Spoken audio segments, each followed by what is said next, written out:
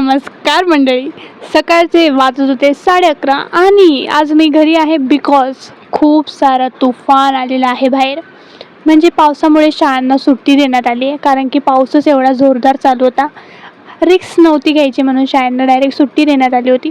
अख्ख्या महाराष्ट्रातच शाळांना सुट्टी होती, कारण की तुम्ही न्यूज बघत असाल तर तुम्हाला माहितीच असेल की पाऊस किती आहे. माझी सकाळ आरामात 11:30 वाजता झाली होती आज. येस, मी थोडी आनंदी होती कारण की आज सुट्टी होती.